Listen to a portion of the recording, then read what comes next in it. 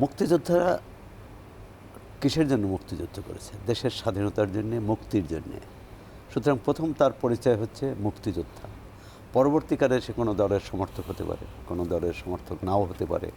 আর বাংলাদেশের মুক্তিযোদ্ধাদের অধিকাংশই কোনো কোনো তথ্য ও পরিসংখ্যানে বলা হয় বা কোনো কোনো গবেষণায় যে ৮০% ছিল শ্রমিক, কৃষক, সাধারণ মানুষ। সুতরাং তাদের কোনো দল ছিল না।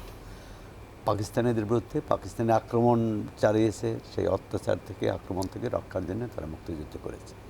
হ্যাঁ, আমাদের সীমান্তের 3 দিকে ভারত ছিল, ভারত সহায়তা করেছে, বাংলাদেশের 1 কোটির মানুষ সেখানে আশ্রয় নিয়েছে। সব কিছুই ঠিক, যে আমরা সেটি স্বীকার করি যে ৭১-এ তারা সহযোগিতা করেছে। কিন্তু এর অর্থ না যে বাংলাদেশের সেই মুক্তিযুদ্ধের যে গৌরব সেটি এককভাবে ভারত দাবি করবে।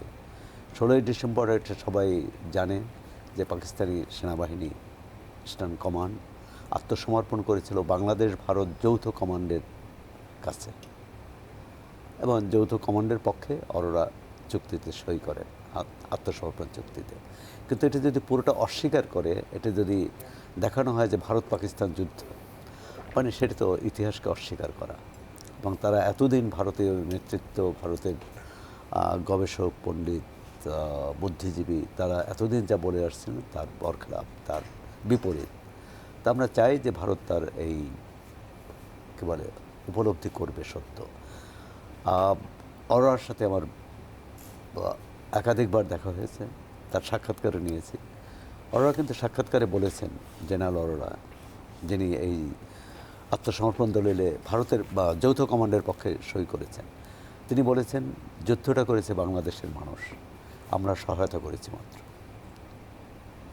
সুতরাং এটি স্বীকার করতে হবে, এটা বাংলাদেশের জনযুদ্ধ ছিল, জনযুদ্ধে আমরা জয়ী হয়েছি, ভারত সহযোগিতা করেছে। কিন্তু আজকে যদি সেটি অস্বীকার করে, তাদের জয় যুদ্ধ বলে চালিয়ে নেয়, একটি আসলে প্রসঙ্গ কিন্তু আজকের দিনে ঘটে গেছে, সেই প্রসঙ্গে আসলে আমরা পরবর্তীতে কথা বলবো। জি না, পরবর্তীতে আর এটা এই অনুষ্ঠানেই তো পুরো বিষয়, যে যেহেতু এটি এসেছে। আপনি বলেছেন যে মুক্তিযোদ্ধারা কোনো দলের কি না, এও ঠিক যে স্বাধীনতা যুদ্ধে যে নেতৃত্ব দিয়েছে যে দলটি, সেটা আওয়ামী লীগ।